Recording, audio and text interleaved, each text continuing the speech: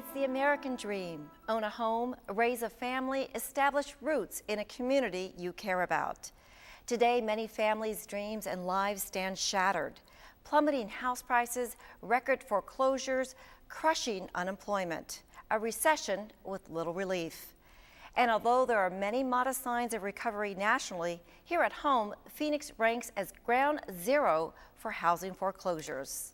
Hello, I'm Deborah Cedillo-Dugan, and over the next half hour or so, we'll talk with a team of experts specializing in foreclosure prevention right here in Arizona.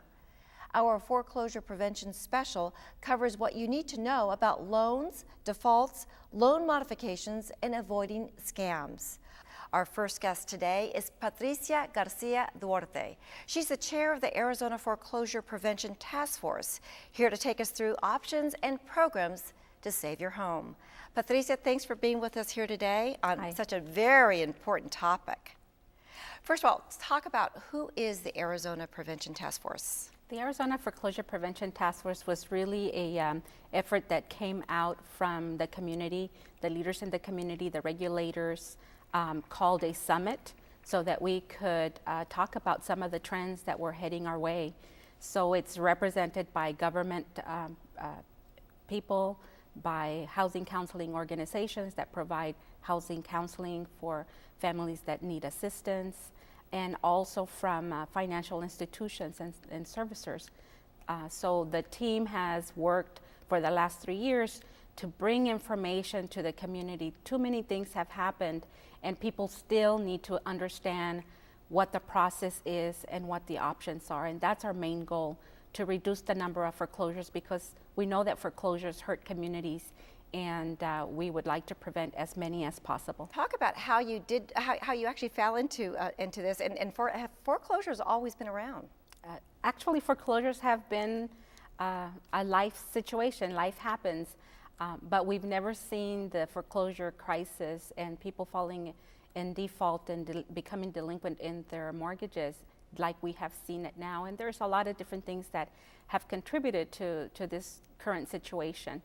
But as the chair of the Arizona Foreclosure Prevention Task Force, it kind of became a natural role for me to serve because I work for a nonprofit organization that provides that type of housing counseling. So it's very important that we take the message out to the community. We know there's research that has been proven that going to a housing counseling agency works. How do people fall into default in 1 month passes by, 2 months? I know there are very, very different reasons, but just touch upon that real quickly. Well, life situations happen at the very beginning. 3 years back, people were falling behind because they had payment shock. They had a type of mortgage with an adjustable rate mortgage that meant that the payment was going to graduate over time. So they were used to making, say, for example, a $900 mortgage payment, and when that note adjusted, the payment could have jumped up to $1,200. Wow. So that increase set a lot of people behind. So that was kind of the first wave. More and more now, the reason that people fall behind is because there's a reduction in income or there's unemployment.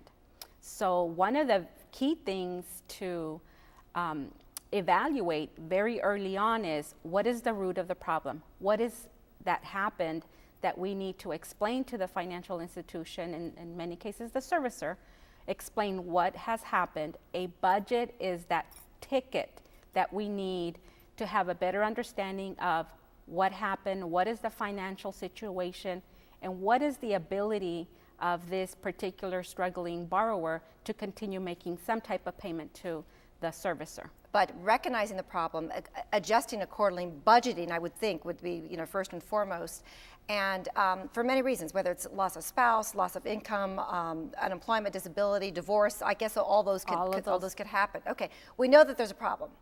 There's a problem, and you've admitted it to your lender, your servicer, whoever. So what happens next? What are some of the options that people, and I know there's many out there. Like you said, it's very important to recognize what the issue is and be able to determine whether it's a curable situation or if it's not. For example, there's a forbearance agreement that the financial institution, the servicer, will evaluate.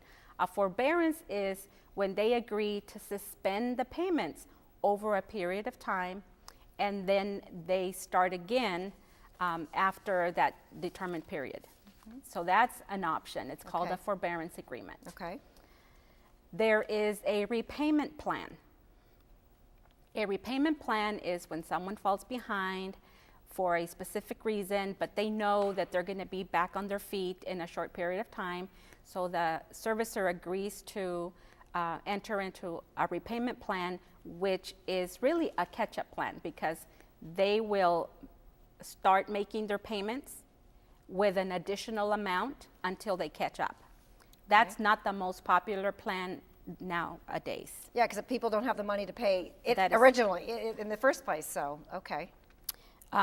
The other option is a refinance. That's another option that's not very popular right now because loan values are very low. Okay. And the requirements that the financial institutions would like to see in order to refinance a mortgage is just not supporting that possibility. So there's the forbearance, there's the repayment plan, there's a refi, and the one that is mostly discussed now is a modification. Okay. A modification is when the terms of that original mortgage are changed. It could be the term of the mortgage from 30 years, extending it to 40 years. It could be changing the interest rate of that mortgage from a 5% down to a 2%. That's the one that is most commonly talked about now because President Obama announced a program called Making Home Affordable. Okay. So under the Making Home Affordable, there are several options that are available. Most servicers have signed up to consider this Making Home Affordable program. So they start with that. They evaluate the financial situation of the family. They evaluate the reason why they fell behind, and then they will offer a modification under that program if they're eligible. And if not, we have seen many servicers offer modifications outside of this popular Making Home Affordable program. Now, the Home Affordable Modification Program, that's also called HAMP, I guess, is that correct? And then the Home Affordable Refinance Plan is HARP. Now, when you say they, who are they who are helping? When a borrower is having trouble, that they first talk to their servicer. In a mortgage situation, there's usually a third party that was hired to collect the payments. Okay. That is the servicer. Phone calls, answer the mail, be very frank, let them know what's going on. They're not alone. There's millions of people in America that are struggling with their mortgages, and unfortunately, some of the statistics say that there could be another 4 to 5 million people that will be struggling with their mortgages. Our goal is to help people understand what the options are, make sure that they seek assistance for free. There's counselors that are available that are trained. They're not volunteers. They're staff that are trained and know about the foreclosure process and know about the different programs. They will help the family package all the information that is needed. One of the most stressful things that is happening is that packages are not complete. So our job is to help, the housing counselor's job is to help the family assemble all the pieces of information that the institution's going to need to make a decision. A lot of delays take place because packages are not complete. Sometimes packages get lost, unfortunately. This problem has been so huge that it's not a perfect system, but we want to stress to struggling borrowers not to give up. Get an advocate on their side, a housing counselor to help them. There's a lot of scammers out there, and I know you're going to cover more specifics on that later on. And we also recognize that not everybody is going to be able to have a curable situation. So we also want to touch base on those options that are not curable, the options that the family is going to have to move away from their home. So a short sale is one that's also very popular.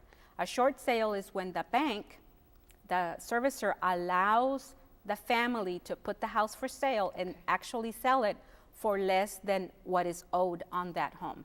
So the loan is higher, the sales price is going to be lower, and that's an exit strategy. So it's good because the house, the family, the struggling family can manage up to that sale date. They're in the home and they're taking care of the property until the new homeowner comes in. So that's one option, Another option a too. short sale. Okay. There's a hardship assumption. Most loans nowadays don't allow an assumption, which means that someone else will assume that debt Okay. and continue on. But if the provisions on that mortgage allow an assumption, that's also a possibility. So bottom line, I mean, there is not one size fits all. I mean, there are so many different scenarios out there, so many different cases for each family, but there's all these alternatives that they can go to and options. So that's Right. good news. Right. So our job is to make sure that people know all the different options, the options to keep the home and the options to exit the home. Selling the home is also an option, and this market is very difficult, so it's not a very popular other than a short sale. The refinance would also be another possibility. And the last one that I want to mention is called a deed in lieu, where the bank accepts the house without having to go to a foreclosure. The difference is a foreclosure is a forced sale, and a deed in lieu is when the homeowner just gives back the house to the bank.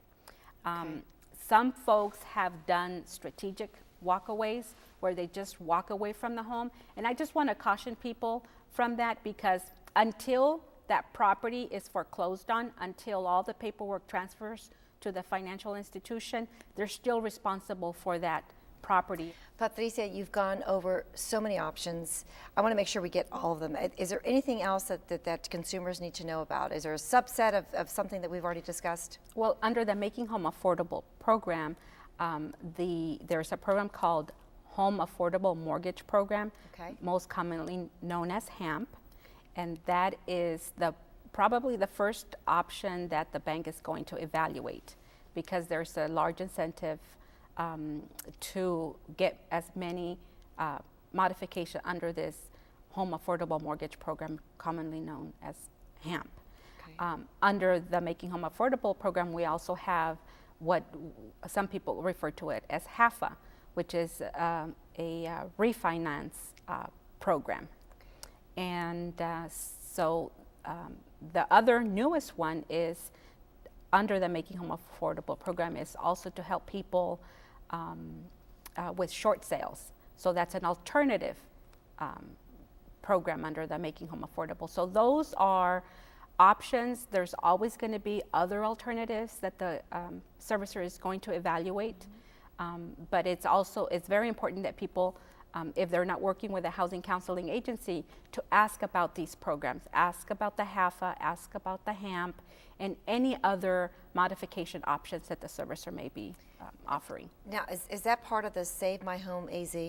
That's a different program, Okay. and we're fortunate that the Arizona the Department of Housing has this program that is something that people can get more information on by visiting azhousing.gov. It's the website to the State Department of Housing. Perfect. There's a link there, and they can learn more about Save My Home AZ. But that program is a way to try to get the servicer to reduce the principal.